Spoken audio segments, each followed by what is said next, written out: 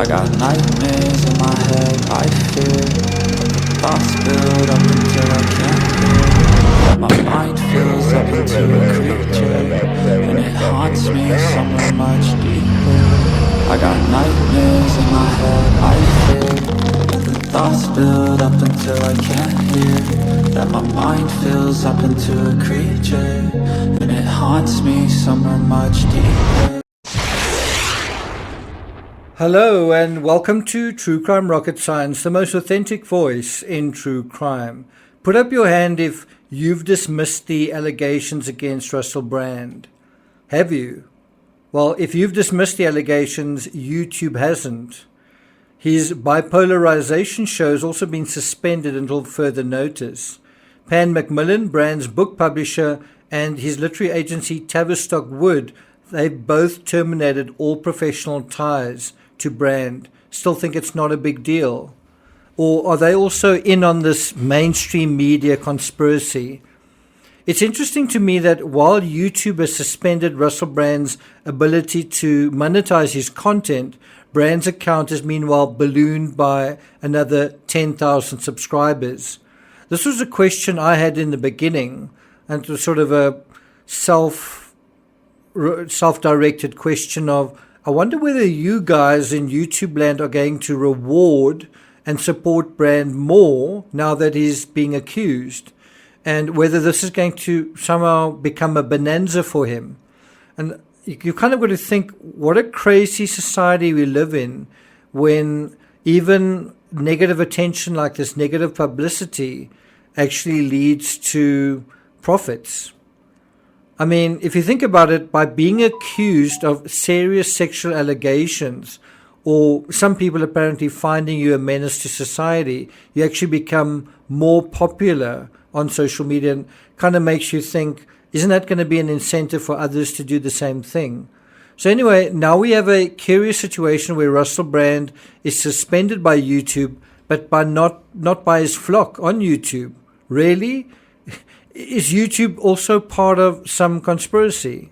Now, I just want to be clear that I am not trying to silence Russell Brand. I'm just interested in what's going on, and I'll give you a little bit more insight in why I'm covering this.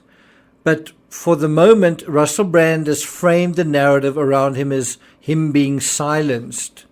I think about that in a careful and critical way. Is that really what's going on? Is that what this is all about? Don't be naive. Elon Musk has come out in support of Brand. Quite interesting. That alone is definitely quite interesting. Dissent in the Wild West of social media. Some platforms basically chastising him and trying to limit what he's doing, while others are supportive. And I think because of that dissent, many flourish. And by the way, as I say, that is not what I'm trying to do. And I doubt that that's what his accusers or the publications are trying to do either. If you believe this is all about silencing him, well, I doubt whether he will be. In the fullness of time, I don't think he will be silenced. So please don't make this about taking away his voice. In law, when someone commits a crime or is accused of committing a crime, what do? You investigate. That's not about silencing, it's about accountability. Is that okay? Do you know who has been or who has probably felt silenced in this story over a long period? The women who won't give their names, who won't show their faces, who aren't millionaires, who've come forward anonymously. Before we get to the rest of this analysis, if you haven't subscribed to the channel, please do. Thank you to the one or two who have subscribed, and I think at least that shows that I'm not incentivized to be popular or to make money out of this. I'm motivated by, well, I'll be telling you later in this episode what I am motivated by. If you're enjoying this episode, please like, share, leave a comment. You can also hit the thanks button, and let's get started. So I do find it personally ludicrous that so many take the idea seriously that the real villain in the story is the mainstream media. Do you know what? In the real world, in the mainstream media, if the mainstream media publish any allegations that they can't prove, they can be sued. We saw this when The Sun published their story about Johnny Depp. We saw this happening in the John Benet Ramsey case and the Madeleine McCann case. Sometimes even if allegations are true or largely true or partly true, if you can't prove them, you can still be sued. The mainstream media know this. You can't write a book without being sure of what you're saying. You can also be sued. So you can bet that the media who published these stories had to have had their ducks in a row. In other words, they've been able to know for sure that they can back up what they're saying. From what I've read, this investigation started actually in 2019. 4 years is a long time to investigate one person for nothing. It's quite a commitment. If you really believe that that is what's going on here, well, I don't know. It's also very expensive and time-consuming, especially if you're wrong. So do you think that they've made a mistake? So please don't be dismissive of the mainstream media as corrupt just because a YouTuber who's in competition with them and is making a shitload of money out of this, £1 million a year, just because that YouTuber says so. Time will tell whether there will be charges. We've got to keep an open mind about that. And of course, the ultimate litmus test is whether there will be a trial. But please don't just be in flat out knee-jerk denial about this. These sorts of charges, incidentally, are very hard to prove, as we saw in Depp versus Heard. Why is this case important? Why am I talking about it? Well, I think it raises the question about how moral we are as a society. You know, if you go through history, a lot of civilizations in the past simply collapsed from within over time. Is that what's going to happen to ours? Is that what we are happy to allow to happen? For things to decay and then just sort of fall apart? Also, the question I've got is, do we even care about morality? And it's a serious question. Do you care about morality? And I think the whole Russell Brand thing makes, it's inevitable that you're going to ask that question. Do you care about morality? Or do you like this guy, this entertaining guy who's immoral? Is he kind of someone that you can be a voyeur through? Well, what are the consequences of that? Also, how enlightened, how conscious are we really? Russell Brand sort of portrays himself as this guru, as this enlightened, intelligent conscience. Well, is he? You know what? We live in the information age and we think we know what's going on in the world, but can you know what's going on in the world if you don't think critically about things? Are you thinking critically about things? Are you thinking critically about this case? We are also seeing another huge mirror being held up to social media because of this particular case.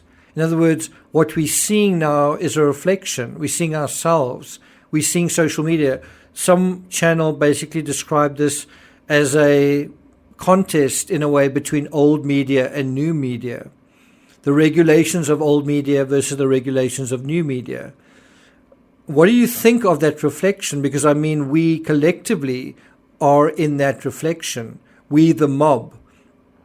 Are we a mindful mob or a mindless mob? Are we smart on average or a bunch of dullards? Are we capable of being accountable and of accountability? Is that something we support? Or do we have a knee-jerk reaction to just deny things? Are we capable of being better? Well, if so, it starts by coming out of denial that everything is fine. Now, in terms of face value, and this is something I want to do in more detail in a follow-up episode. Let me know if you'd be interested in that. It's interesting to me that on his social media, Russell Brand portrays himself as a divine figure with a corona crowning his head like a halo. Is that image in itself truthful? Or is it manipulative? You might say it's cute, it's funny, you're reading too much into it. But increasingly, Brand seems to regard himself as a messianic figure, or at least someone playing on religious tropes. And when I Googled Russell Brand Messiah, there were actually a couple of headlines that came up. One said that he's not a political messiah. And so the question is, what do you think? Do you think he is a savior and that his portrayal is right? Or do you think there's a little opportunism going on, a little kind of mass hypnosis? Another article described him as someone who can easily bewitch his following. Have you been bewitched by him? Because no one would call Russell Brand an opportunist, would you? Anyway, Russell Brand, as you probably guessed, isn't really my cup of tea. I don't really know much about him. I really haven't bothered to watch any of his videos. And like Depth vs. Herd, this isn't really the turf of this channel, my channel. Yeah, we deal with the most serious, high-profile crimes, things like murder, but not in a gratuitous or sensational way. That is how this channel is different to a lot of other YouTubers covering true crime. We try to be sensible here in a landscape that's rapidly devolving into a circus. But it's not just true crime where that's happening, it's all over.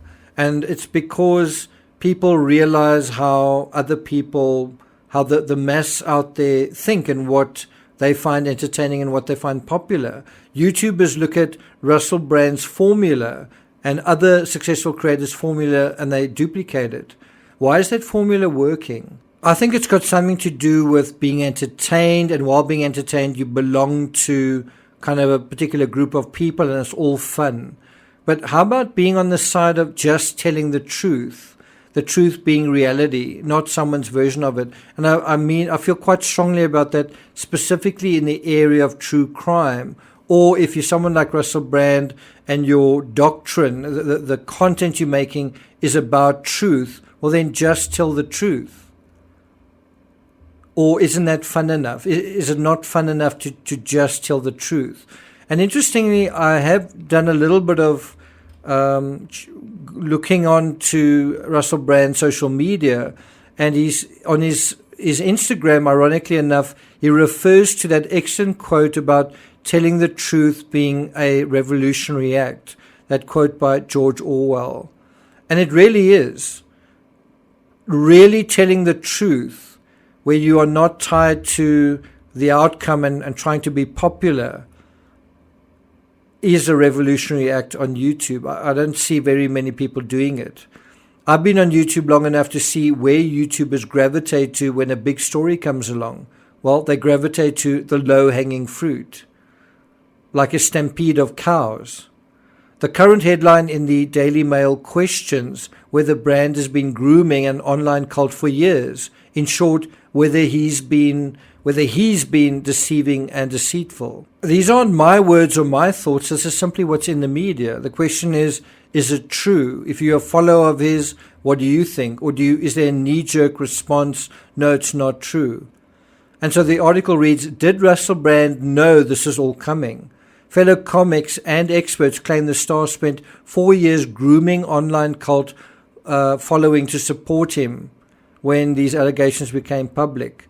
It's interesting that it's fellow comics saying this, and also some experts as well. According to the same article, quote, Canadian feminist author and social activist Naomi Klein tweeted, of course Russell Brand's followers deny the allegations. He has groomed an audience to deny, disbelieve everything they see and hear, which is very different from healthy skepticism. What do you think of that comment? She goes on to say, this knee-jerk denialism is precisely why people with plenty of skeletons in the closet love conspiracy culture. They have a built-in defense against accountability. It's all a conspiracy always. And I must say, that definitely has a ring of truth for me. You definitely have the same thing playing out over and over again with various different people. I've met Brand. This is what she says. I've been on his show years ago. It took a hell of a lot of courage for these women to come forward. They have all my solidarity, end quote. And that is what I think is sorely missing, healthy skepticism. It's not to say he's right or wrong, but simply to start thinking about what's going on. There's lots of unhealthy skepticism online. What's missing is healthy skepticism. There's too much conveniently believing or disbelieving what's convenient, with a lack of good, reliable sources. And these days, who can you say is a reliable source?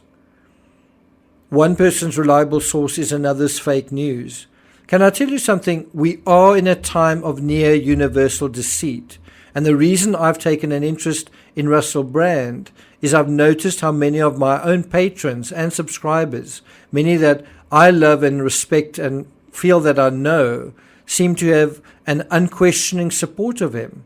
And I'm simply saying maybe you should ask a few more questions. So that worries me. As a promoter of authenticity and critical thinking, that worries me. I'm not going to take it further than that, except to say that since my first two videos, I've done a little additional research trying to get to know Russell Brand. And it's difficult for me because I personally find him hard and annoying to watch. But I did watch his interview with Richard Dawkins. I've read Richard Dawkins' books. I found him really interesting. And I want to share some of my thoughts in that regard and also open up this conversation about identity, real identity. Are you able to see that? If you can't see Russell Brand's real identity, can you see your own or the identities of people around you? Because it's really important that we do. Thank you for listening, and I'll see you guys next time.